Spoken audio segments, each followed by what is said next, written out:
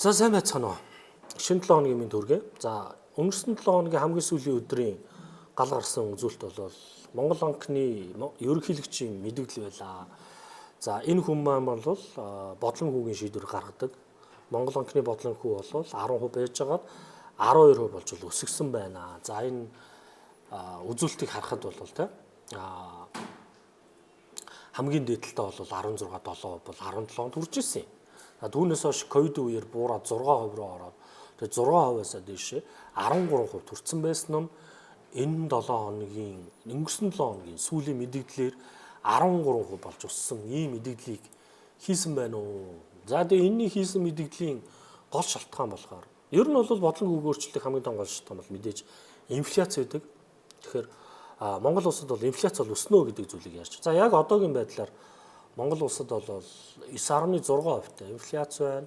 За Улаанбаатар хотод 9.7% өсөлттэй байна гэдгийг бол үзүүлж байна. За энэ юунаас болж байгаа вэ гэхээр гадаад хүчин зүйлс нь гэвэл Америк нэгдсэн улсаас хэрэгжүүлж бодлого олон улсын зах зээл дээр төв хийдүүний цаашдын төлөв сөрөг нөлөө үзүүлэхээр байна гэж үзсэн байна.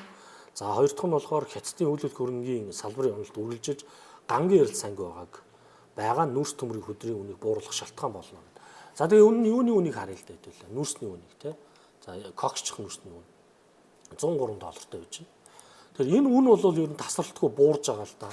За 24 оны 10 сараас хойш $150 байсан 100 хүртэл унтсан байж байгаа. Үүний хамгийн том шалтгаан хамгийн том хэрэглэгч хятад улсын хувьд яалчгүй хэрэглээ буураад байгаа. За эдийн засгийн агшилттай холбоотой гэж ярьж байгаа.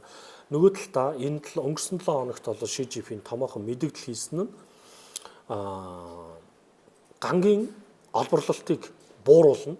Ерөнхийдөө хэд их одоо нийлүүлэлт үүсээд байна, эрэлтэд авч яах гэж үзсэн учраас. Тэгэхээр энэ юу вэ гэлж ийн гэхээр төмрийн үнийг, зэсийн үнийг, нүүрсний үнийг ерөнхийгөөрөө доошо татах юм чиглэлийг энэ жилдээ гарч байна. Энэ жил бол ер нь Монгол улсын эдийн засаг нэлээд гадаад хүчин зүйлсээс хамаарч таагүй байна гэдэг зүйлийг маань хэлсэн байна. За дээрэс нь энэ хэвлэлийн багварлаар нэг ийм юм ярьсан юм. Энэ мэдээ юун дээр байхгүй л дээ. За одоо эхнээс нь сайтууд дээр байхгүй болсон байлаа. Текст мэдээ болгож бичлээ. За энэ хараа. 25 оны 5 сарын 16-нд дулааны үн 80 тоо орсноо. Гэ мэдээлэл хийсэн байна. Бас мэдж байгаа шүү. Одоо ямар нэгэн аль биесний мэдээлэл гараагүй байхад. За тэгээд усны үнэ мэднэ. 9 сарын 16-нд. Ийм мэдээлэл хийсэн байна. Ер нь бол хавар болон намар гэхэд бол өмнө нь нэлээд өндөрт бол орж ирэх боломжтой гэдэг мэдээллийг бол за Монгол банкны ерөнхийлөгч бол хийсэн. Тэгэхээр үндсэн шалтгаан бол энэ 9.7 байгаа инфляц бол төрүүлж өсөх учраас тэрнээс илүү өсөх учраас одоо ухтуулан барих бодлого гэх юм аашин тий. Төрүүлж одоо өсгөж нөлөөг арилгана гэдэг зүйлээр бол өсөж байгаамаа 2%-аар гэдэг ийм зүйлийг ярьж байна. Нөгөө талдаа юунаас орж ирж буй орлого, энэ нүүрснээс орж ирэх орлого бага байсан. Уул нь бол өнгөрсөн жил 24 онд бол овоо ашиг олсон 83 сая тонныг экспортсон бол энэ жил 83-ыг хүрэхгүй байх. Эднэрийн тооцоо бол нэг 80 сая орчим гэдэг төсвийн төсөөлт бол байсан. Энд бол хүрэхгүй байх магадaltaй юм байлаа. Одоогийн байдлаар бол 25 саяг экспортлсон гэж үзэж байгаа. Дээрээс нь үнийг бол $80 бол байна гэж байгаа. Гэтэл яг Монголын одоо энэ бол дэлхийн зах зээлийн үн шүү дээ. Монголын нефтийн юуны үн, нүүрсний үн бол яг уурхаа дээр ийм үн бол угаасаа байж чадахгүй байгаа. Ойролцоогоор нэг 70 орчим 75-6 дээр л хэлбэлцэж байгаа болов. Тэгэхээр бодит үн дээр очихгүй төсвийн алдагдал одоо ингээд эхэлж байна. Орлого бол тасалдах юм магадaltaй гэдэг зүйлийг харуулж байна. Энэ цаашдаа бол үргэлжлэнэ гэж бол үзэж байна. За дээрэс нь бид нар маань баялагын үндэсний баялагын сан гэж үүсгээд одоо хөрөнгө оруулалт хийнэ гэжсэнийга болоод бидэрт бол сая цагаан сараар 100 мянган төгрөг тараацсан 4 сард бол дахиад 100 мянган төгрөг тараана. Тэр ингээ мөнгө тараагаад идэг, мөнгө хариуцуулах юм хийхгүй байгаад идэг, эргээд эдийн засгийн ийм агшилт үзүүлэх гэдэг. За тэгвэл энэ бодлого яаж харагдах юм бэ? За энэ дээр бодлон хүүг одоо өсгөөд эхлэхэд ер нь ямарваа нэгэн бодлон хүүгийн нөлөөлөл, за дээрэс нь инфляцийн нөлөөллийн үр дүн буюу хөрсөн дээр буй хугацаа ойролцоогоос 2-3 сарын дараа байдаг.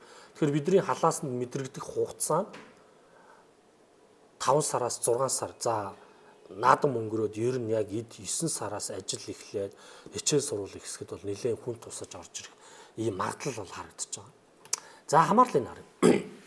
За инфляцийн түвшин болов 9.7-д хүрж байгаа тийм үү? Хамгийн өндөр үе сүүлийн жилүүдэд шүү дээ. Хамгийн өндөр үе бол энэ 22 онд идэг. За энэний өсөлт юу болсон бэ гэхээр нэгдэж ковидын ачаа дээврийн бомбын гацалтын нөлөө орж ирсэн. Одоо энэ өсөлт шүү дээ. Хоёр дахь нөлөө нь Украины дайнаас болж улаан бодооны үн өсөнтэй холбоотойгоор 9.9% хүрээд үүнээсээ болоод Монгол банк бодлогын хүүгээ өсөж исэн юм 13% аваачиж исэн юм зөв тогтолтой байж байгаа. За тэгээд тэрнээс хойш бол буурсан. Энийг инфляц буурангууд арилжааны банк юунууд Америк нэгдсэн Монгол улсын бодлогын хүү дагаад буураад 10% орцсон байсныг нь өнгөрч 7 хоногийн 5 дахь өдөр 12% болж өсгсөн. Ийм шалтгаантай. За тэгвэл энд юу болох вэ? Зах зээл дээр нөлөөлнө. За энэ. За ер нь бол Монгол банкны бодлогын хүү гэдэг бол арилжааны банкуудын босго хүү гэдэг. Жишээ нь одоо Монгол банкны бодлогын хүү 10% байх үед Хаан банкны хэрэглээний зээл 15-аас 20%тай. За Орос улсны зээл 8-аас 12%тай. Бизнесийн зээл 16-аас 20% байна гэсэн. За энэ 12% гэдэг зүйл орж ирж байгаа нөхцөл энэ 16-7-оос 22 руу. За Орос улсны зээл бол 13-4% руу, бизнесийн зээл нэг 25-аас 28% руу ч юм уу очих боломжтой болж эхэлнэ гэсэн. За ийм процесс гараад эхлэх юм бол бизнесийн зээл авалт зогсож эхэлнэ. За зээл авахгүй болохоор үйл ажиллагаа нь хомигдно. Эргэлтийн өрөм муудаж байгаа учраас үйл ажиллагаа нь хомигдох нь зээлтэй аж ахуйн нэгжтэй нөлөөлөөд ингээд зээлийн эргэн төлөлт муудна.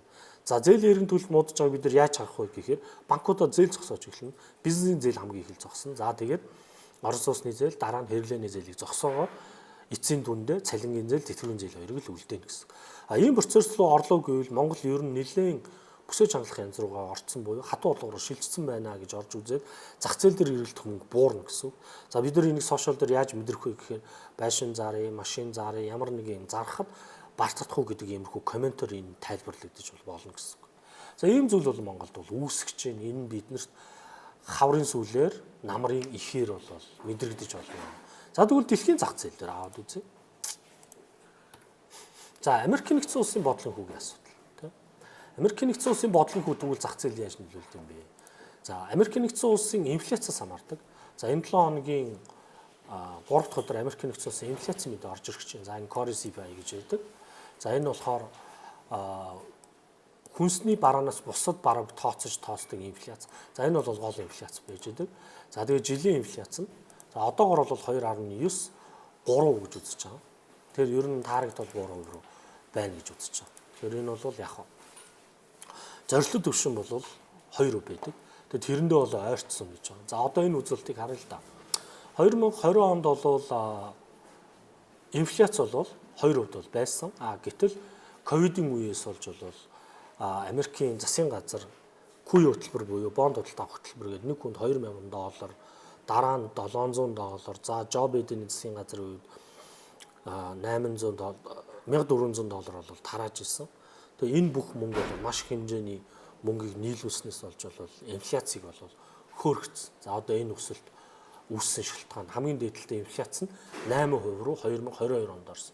За эндээс эхэлж бол Америкийн Төв банк бол мөнгөний хатуу бодлого баримталж бодлогын хүүг 5.5% бол оруулсан байж байгаа. Тэгээд 5.5-д оруулснаас болж байх нь бодлогын хүү буурсан. Инфляц буурсан. Буураад одоогор бол 3% руу 2.4-өөс 3% руу хэлбэлзэж орж ирсэн учраас Америкийн Төв банк бол бодлогын хүүгээ 425-д авчирсан байж байгаа. Тэгэхээр энэ нь яаж нөлөөлдөг вэ гэхээр за одоо бидний мэдэх энэ долларын хашиг тодорхойлдог. Доллар ер нь хэзээ өсөх үү унах уу гэдгийг бол нэгдэж бодлогын хүү тодорхойлно, хоёр дахь инфляц тодорхойлно. За дээрэс нь индекс. Шинэ Dow Jones индекс, Nasdaq индекс эднэрийг тодорхойлно. Тэгээ бүх зах зээлийн одоо энэ ханшид нөлөөлдөг зүйл бол Америк нэгдсэн улсын бодлогын хүү байдаг бол Монгол банкны бодлогын хүүгийн шийдвэр бидний халаасанд бол мэдрэгнэ. Тийм учраас та нар минь энэ Монгол банкны бодлогын хүү хэрхэн өөрчилж байгаа, инфляцийн төлөв ямар байгаа, цаашдаа яаж хандлагатай байна, энэ бидний халаасанд мөнгөж яаж нөлөөлөх үү, хөрөнгө оруулалтад яаж нөлөөлөх үү, энийгээ бодож шийдвэр гаргаарай гэдэг талаас хэлж байгаа шүү.